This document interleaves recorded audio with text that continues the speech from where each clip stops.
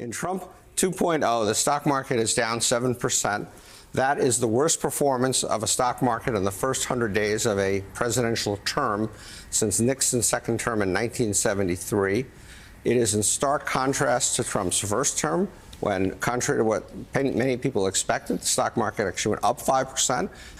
But also what is really troublesome for every American, whether you have an IRA or you're an investor, is the volatility. Look at what the stock market did in the course of these 100 days and compare it to any of these other periods. So where does that put us all together? Puts us all together with recession odds going up very, very sharply. There were some fears of recession back in 24 when the Fed was raising interest rates. When Joe Biden left office, you guys have talked over and over again, how about when Joe Biden left office, the economy is growing 2.5%, low unemployment, inflation on its way down, and so recession odds close to zero. Trump comes in, recession odds go up, 45 to 40%, Goldman Sachs versus Bloomberg. And then, just as a fun fact, on April 9th, Goldman Sachs raised its recession probability to 65% because of the tariffs. 2 hours later, Trump rescinded some of the tariffs or delayed them, and they took that forecast back down to 45%. And this is another example of the volatility and the uncertainty that business hates and just makes their job unbelievably difficult. This report is a little quirky, just as a caveat, a little quirky because imports flooded in. People were trying to beat the tariffs. That sort of skewed some of the GDP numbers. There's no doubt that the next 2-3 months are looking pretty rocky. But you had mentioned it. Talk about why this reading was a little bit quirky. Yeah, Joe, it was quirky for a couple of reasons, and it's worth pointing out. First of all, Trump wasn't even president for the whole 90 days. Secondly, it ended on March 31st, and the tariffs came in on April 2nd. But as you said, the key things were that imports came into the country in anticipation of the tariffs. That lowers the GDP, but you also had a bunch of businesses out there trying to make some investments and buy some capital goods before the tariffs. That makes it higher. When you strip it all apart, it does appear that the economy grew by a couple percent in the first quarter. But that I would put on Biden. I mean, Biden was the president for a month of that, plus it was his economy that Trump inherited. So I give Biden credit for what was actually not a bad GDP number. We got to look ahead. There was a jobs number yesterday from ADP. We're going to get another jobs number this Friday. But the ADP number that came out yesterday showed roughly half as many jobs being created last month as the month before. So you may start to see some effects of Trump. But looking ahead, it's all bad. There's nothing but gloom out there in the business and the investor community. On the road again. This lady got the red lyric right here. I thought maybe I would have recognized her. I didn't recognize her. That's such a pretty car. I like red. If I ever got the V series, I would definitely get it in red. Yeah, I don't recognize her. Usually you recognize most of these people because you see them at the charging station, but I don't recognize that lady. But I'll know what to look out for if I ever see her at the station. So here we go. We got another week. What is this? May 5th. So the 4th of May is behind us. And, just trying to make it through the month of May. Trying to get to June. Trying to get to summer vacation. And the market was at, Dow 41,000. And I don't know what the aftermarket, after earning, or the after hours, I don't know what that looks like because I didn't look. So I will find out around 9:30 what it looks like. So basically, look at all this goddamn traffic. I'm going to turn on my auto driving because I do not feel like dealing with this shit. Look at all this fucking traffic. So I just got to wait till it turns green. I wonder if she has it. She probably has it too. As soon as this thing turns green, it's like, let this damn thing drive itself, because I do not feel like having to pay attention to traffic. There we go. Okay, so now I can get my cranberry juice right here and just relax. But I don't know what the market is going to do, but I did mention to those of you who watch my community chat, I did mention Coca-Cola has their stock split coming up, and hopefully you buy into the Coca-Cola stock split, because Coca-Cola they obviously specialize in making highly addictive, sugar-rich, diabetes-causing sodas. And Coca-Cola is big all around the world, even in countries that are health conscious. Like even when you go to like Singapore or you go to Bali, they drink Coca-Cola products, but they drink mostly it's like Coke Zero Sugar, or they drink Sprite Zero Sugar. And that stuff goes right through your body like it's water. But the thing about it is it's got that sodium benzoate in it. And you don't really know if that shit causes cancer or not, nor will you ever know, because they're never telling you the truth. But it's usually Coke, Fanta, and they carry a lot of zero sugar products for the most part in those health conscious countries. Now here, we don't drink Diet Coke. We drink Coke. We drink real Coke, and we drink Sprite, especially the children. That's why, juvenile diabetes on the rise. But bottom line is they're doing a 10-for-1 split. The stock was at like $1,130 the last time I had checked. So that means that when they do the split 10-for-1, then it'll probably be somewhere around $130 a share. And that's a decent buy-in. You buy about 10 shares of that, put in about maybe $1,300. I'm buying more Coca-Cola because I already own Coca-Cola. So for every share I already have, I'll get 10 shares. And I might buy a little bit more after I see what happens during the split, because the price might go down. It might be worth it to dollar cost average in. But long story short, hopefully you're buying into the Coca-Cola split, or hopefully you got the money to buy into the Coca-Cola split, because a lot of people have probably been very apprehensive about buying into the stock market since Trump and his silly ass tariffs.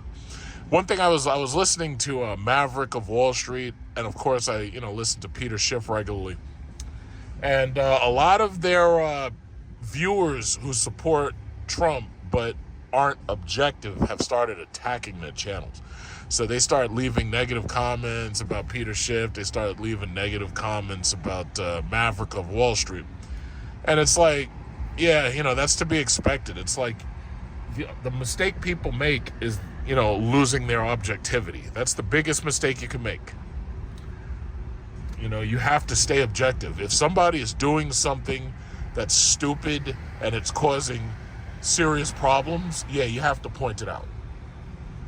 If somebody's doing something that's good and it's making things better, you have to point it out. But in the long run, this tariff thing was never going to work. I mean, China just laughed at Trump, and they just slapped him down, and that's why he had to backpedal. So again, you're not going to know exactly what happens until probably within the next 90 days. But Christmas is going to look very different. Because already you see these companies changing how they're doing business. You see Rockstar said, we're going to have to wait until next year to release Grand Theft Auto. And something tells me that wasn't something that happened, that would have happened if these tariffs hadn't been issued. And then you hear a lot of other companies backpedaling. Like Apple. Now, normally Apple releases a new iPhone every single September. They usually announce it during that first week of September, and usually they release it during the third or the fourth week of September, right? I think it's possible that Apple might be trying to get ahead of the tariffs by, because I heard that they were flying iPhones in on planes and stuff, so that they were taking entire airplanes and filling them with iPhones, and they were flying airplanes into America. It's very possible that Apple may announce the iPhone earlier than the tariffs take hold or effect. And they may try to release iPhone. Probably, it's possible they might try to release it right before the tariffs start. Now, don't hold me to that, because they're not going to tell us what they're going to do. But all you can do is really speculate. But I think that's what they might be trying to do, because that's pretty much exactly what NVIDIA did. NVIDIA heard about Trump tariffs, so NVIDIA launched the 5000 series GPU as quickly as they possibly could. Now, never mind the fact that some of those things were defective, and never mind the fact that those things were literally melting the goddamn wires that you plug them in with. but they felt that they had to release very quickly to get ahead of these tariffs. So instead of you paying $3,500 for a GPU, you're paying $2,000, as if that's any better. But it's a possibility. I just don't, we don't know. We just don't know. All you can do is wait and watch. So we'll see. And as for cars, there are a lot of GM, Ford, and even Stellantis models. Some of them are built in America. Supposedly Ford wasn't going to be too affected by the tariffs. Tesla wasn't going to be affected at all, supposedly. Tesla was going to basically not have to worry about the tariffs. However, they would have to possibly worry about sales in China, even if it doesn't affect them here. But we'll have to wait and see, because we don't know how much backpedaling old Trumpy boy is going to do. So that's just what it is. We'll have to wait and see. Yeah, she's very happy with her lyric. Good for her. So basically, I'm going to make this very, very quick. So as you can see, I'm here at the lovely charging station. It's just 3 of us. And so far, there's nobody else online. It's almost 4 o'clock, so I guess more people will be here soon. But I'm almost done with my charge, and then I'm out of here. Financial news today. It is Wednesday, May 7th, 2025. Very simple. Federal Reserve decided that they were going to pause any hikes on interest rates. And, it's funny, I talk to people at work, and we share stock tips and all this. And I was telling them, of course, to buy the Coca-Cola stock split. Coca-Cola reported its earnings, and it had actually underperformed. And because it underperformed, it actually sent the stock a little bit lower. And as far as I'm concerned, that's fantastic, because, that makes it cheaper to buy in for people who want to buy in. Coca-Cola has a very long record, over 100 years, of performance in sales. But recently, maybe it's a little bit lower for whatever reason. They're bracing for the impact of the tariffs, because as you know, Coca-Cola is an imported soft drink into most of these other countries. So the reality is, the tariffs affect them too. So basically, ultimately, what's going to happen is the tariffs are going to go down as probably one of the stupidest things that Trump has basically ever done. It was a stupid idea. And basically, it's going to go down as one of the dumbest fucking things that he ever did. And that's just the reality. Oh, there's a new Model Y. So the reality is, the Fed, I'm not shocked about, and I've said this so many times, I know the Fed isn't going to raise rates, and I also know the Fed isn't going to lower rates. We are about to be in $37 trillion of national debt. $37 trillion. What that means is that to service the national debt, you're basically almost spending $1 trillion plus just to service the debt. It's like if you have a credit card and you run the credit card up, you max it out, and now every month it costs you $1,000 just so you can pay the bill, and that's servicing the debt. And it's basically the same exact thing. $37 trillion in debt. We're so deep in debt that at this point they can't raise the interest rates, simply because if they raised them, then the national debt would basically be unserviceable. They can't lower the interest rates, because if they do, then inflation will creep up. See, one of the things, this guy's got that BMW, what is it? The 4 charge, the 4 that's a battery powered 4. Yeah, so they can't lower rates. They can't raise rates either. If they try to lower interest rates, what you're going to end up with is a reverse mortgage crash. Right now, there's a lot of people who didn't buy a house when they had the chance. And there's also a lot of newcomers to the market that would love to buy a house. And the problem is, house values are sky high.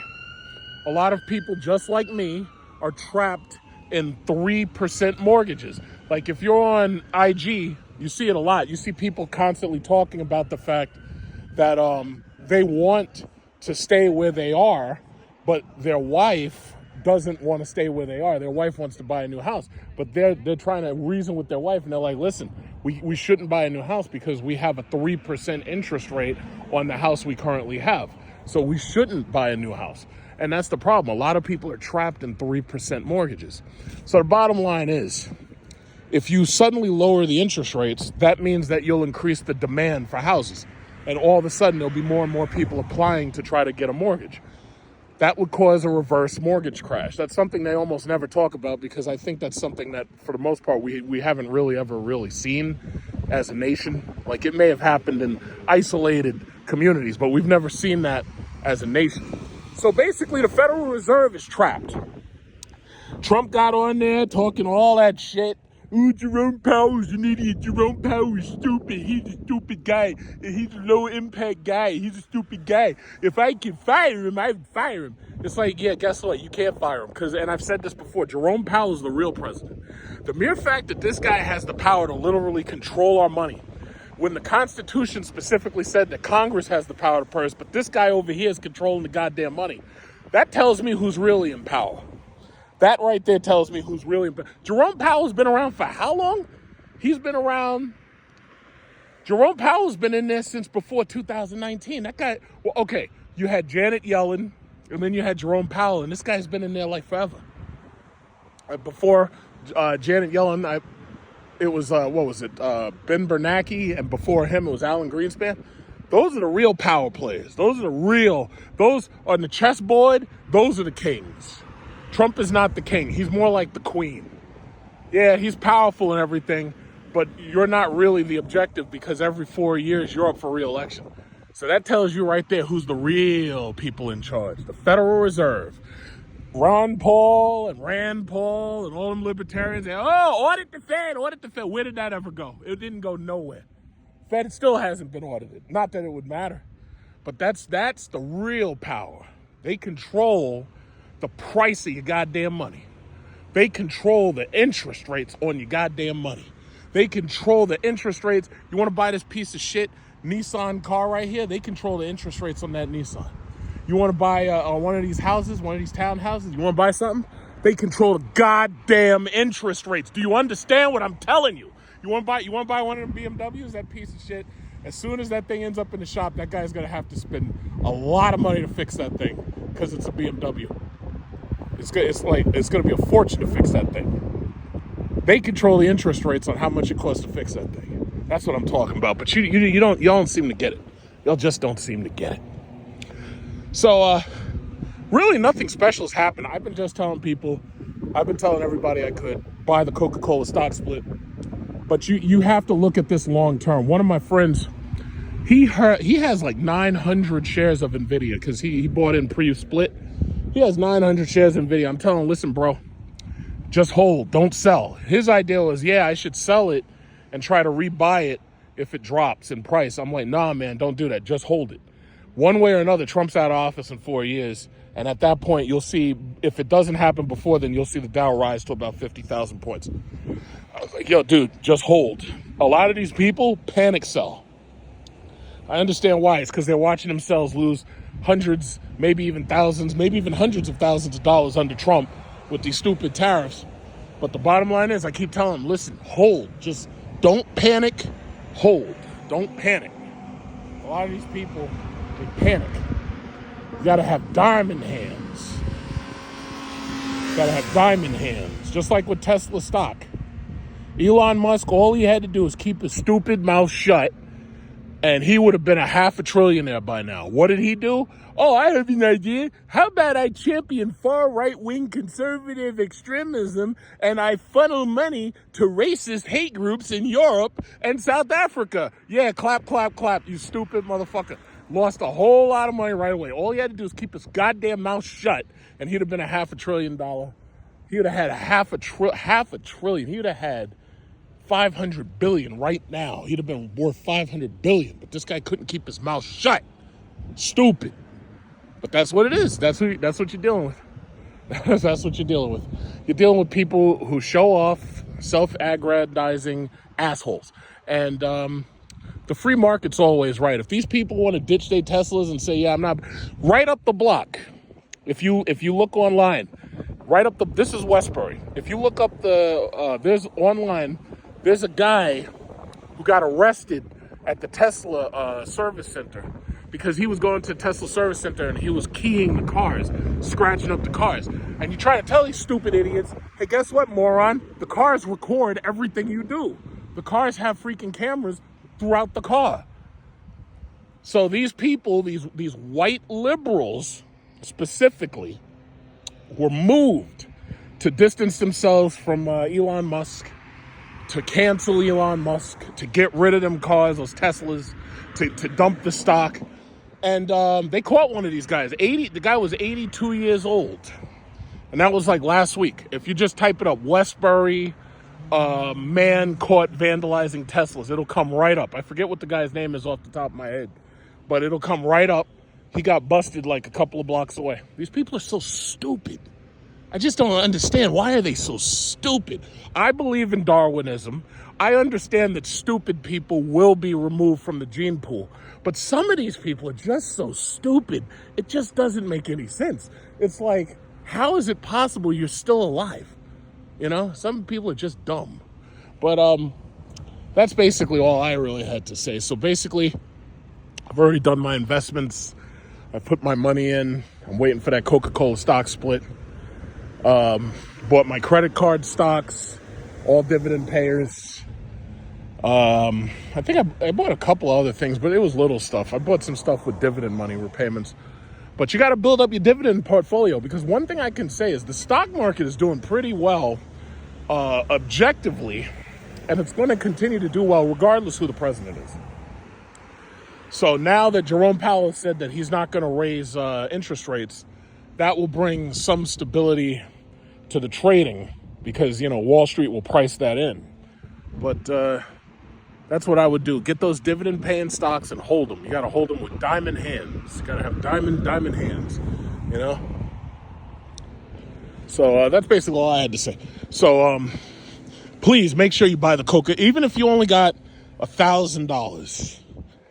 Well, no, you should be able, listen, you should be able to buy at least one share of Coca-Cola, because I think right now it's like $1,200 tops. You should be able to buy one share of Coca-Cola. If you can't get your money together to buy one share of Coca-Cola, there's something wrong with you. Maybe you just shouldn't be involved in this at all. Buy just one share of Coca-Cola, just one, and you're going to get 10 shares for that one share because of the split. You know, I think you should be able to handle that. So just very, very quickly, the Dow Jones is at 41,113.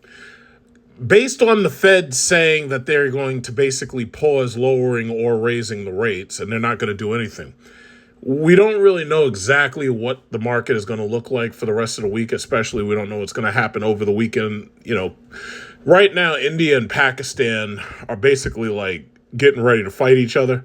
And of course, it is a nuclear-armed nation on both sides, so there's always the possibility that something pops off. But chances are they're not going to use nuclear weapons. In fact, I heard Pakistan was planning to fly like tons of Head and Shoulders on India, and they were going to dump that on them.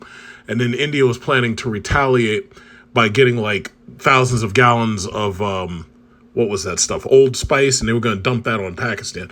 So we really don't know what's going to happen, but we'll see what happens. We don't know. So the long story short, as far as this market goes, again, I know there's a lot of people out there panicking. I don't panic. I got diamond hands. When I've looked up most of the ratings for the stocks I hold, for the most part, believe it or not, especially if you have Charles Schwab, you could see it yourself. My credit card stocks all have A ratings.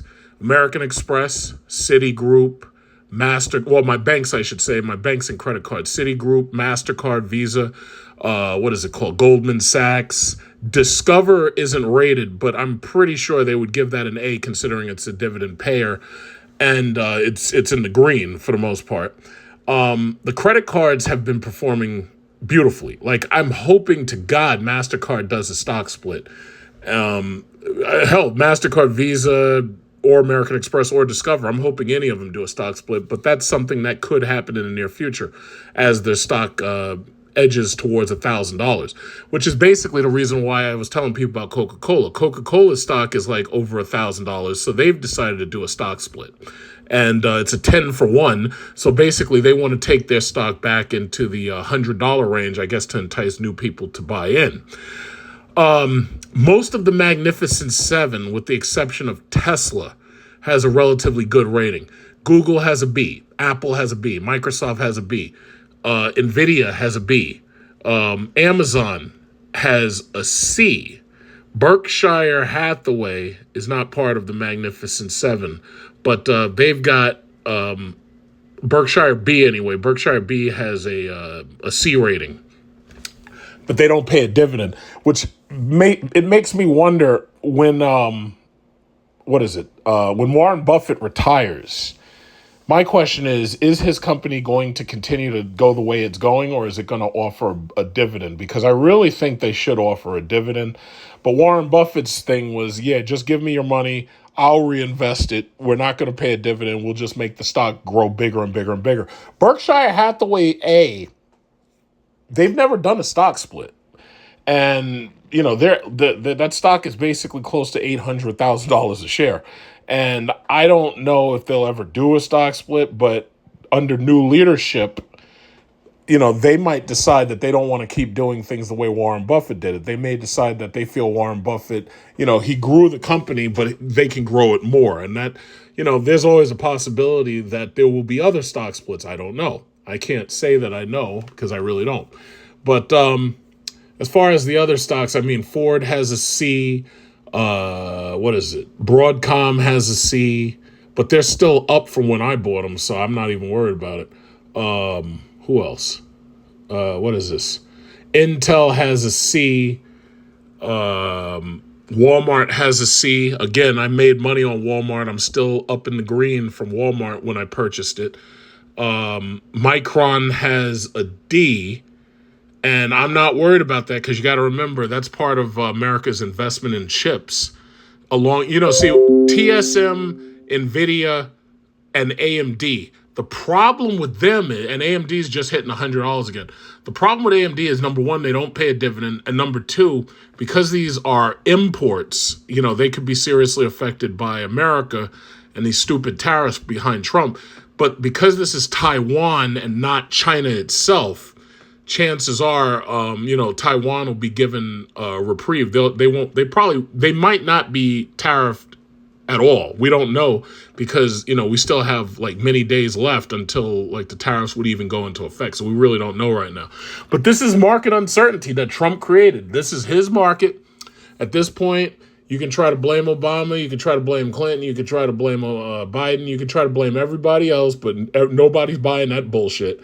So the thing about it is, this is your market. You're the one who started with that tariff shit, and now you're going to pay for it.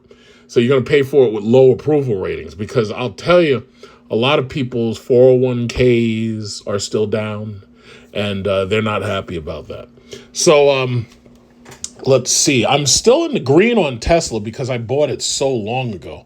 So I'm happy about that. What I really should do is sell that shit and take the profit, but I'm not going to do that. I got diamond hands. When I say diamond hands, I mean it.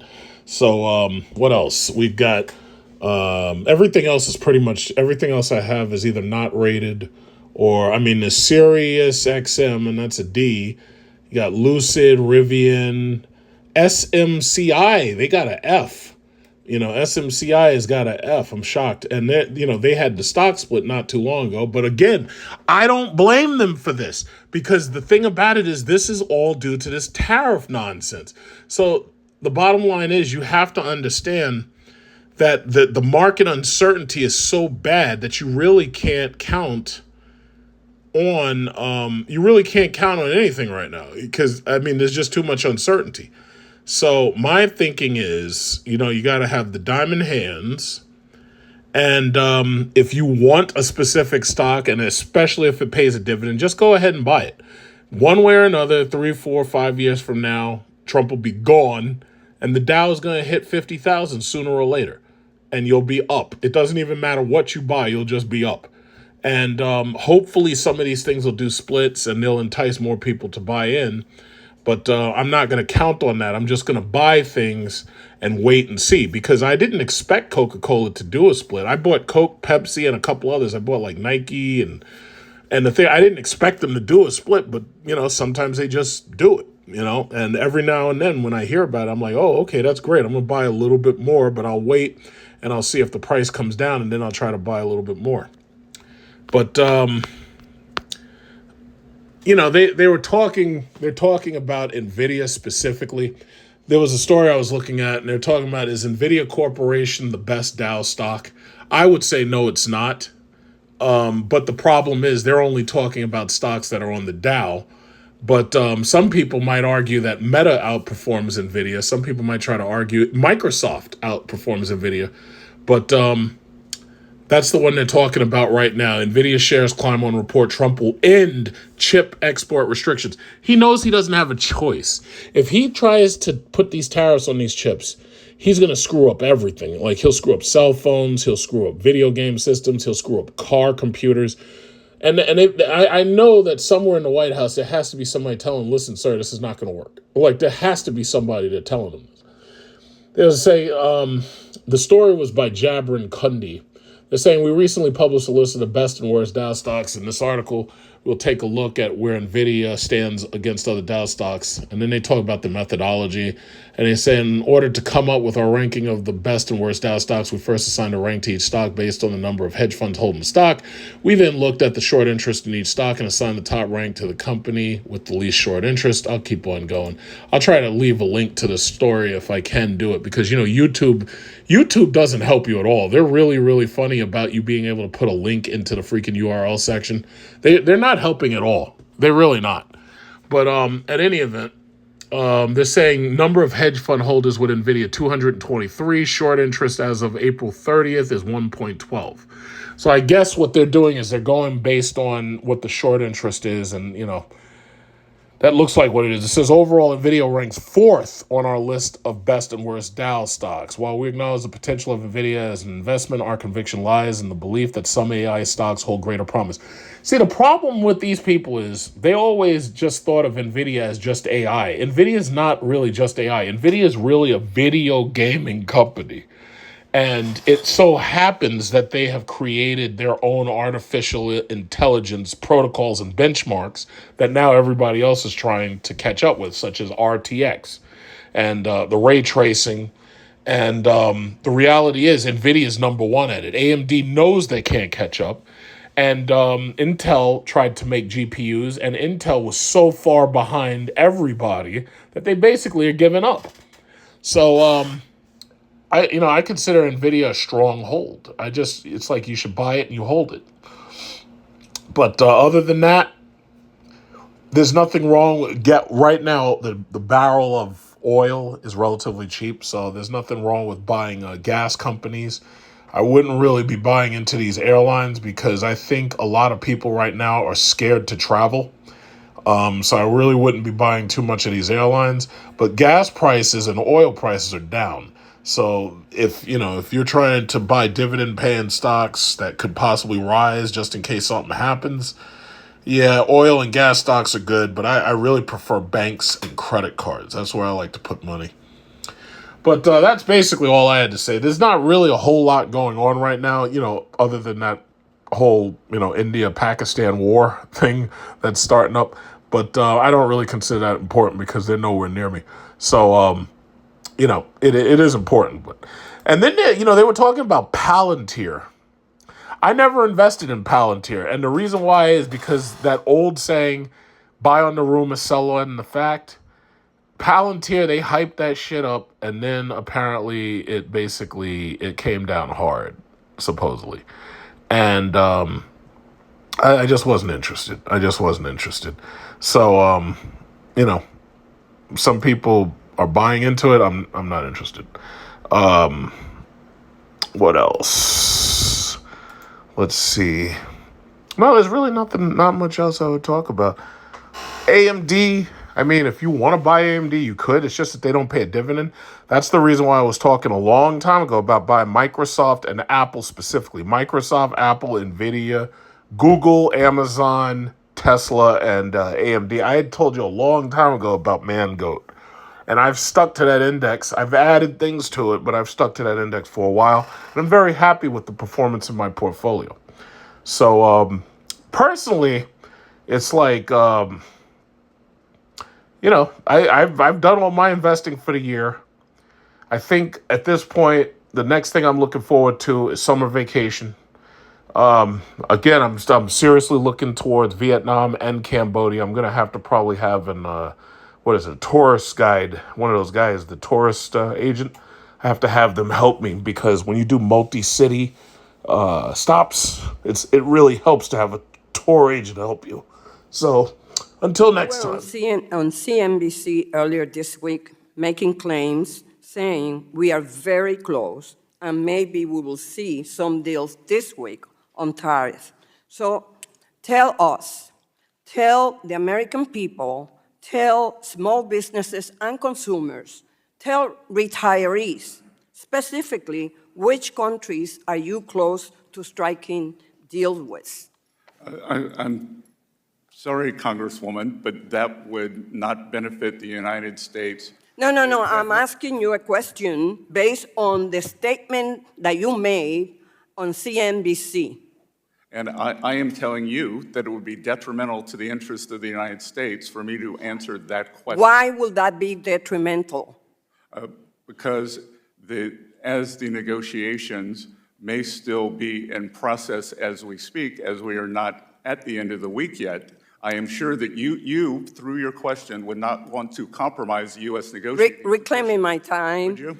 Secretary Besson, the president goes into a press conference and claims that there are negotiations going on. And then the next day, there's no negotiations going on. So why would you not answer my question? And that will be considered detrimental to the American people, to the American economy. I do not understand. Despite your claim... I'm happy to say there are negotiations going on. I'm not going to reveal the details. No filibuster. No filibuster here. So how long do you think those negotiations will take before they are concluded? There are numerous countries, as I have said, if you saw my CNBC interview, which you referenced, that there are 18 important trading partners, and we are moving forward at all deliberate speed with those. Do you consider these negotiations advanced negotiations? Some of them are quite advanced. So you expect this deal to be more than memorandums of understanding? You expect them to be full negotiated trade deals? I believe that they will be the agreements in principle, and then we will paper them over in the coming months. But once we reach an agreement, then I am sure that the other countries will live up to it. Okay. In congressional testimony yesterday, you said the U.S. has not started negotiating with China on tariff reductions. Does that continue to be your position, yes or no? As you may have read, yes or no, sir? As you may have read in the press, I will be going to Switzerland, and the negotiations will begin on Saturday. Okay, so the president told you that that will be your answer today.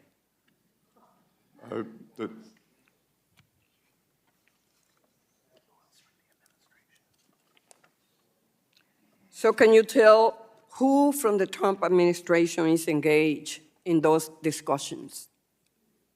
Which discussions? With China. Trade discussions? Pardon? I'm sorry. Trade discussions, yes, sir. Well, the trade negotiations will be led by myself and Ambassador Jameson Greer, And USTR. And what about Pete Navarro? Sorry? Peter Navarro. He will not be joining us in Geneva. Thank God for that. Are those negotiations considered advanced? Pardon? Are those negotiations considered advanced? As I said, on Saturday we will begin, which I believe is the opposite of advanced. To be continued.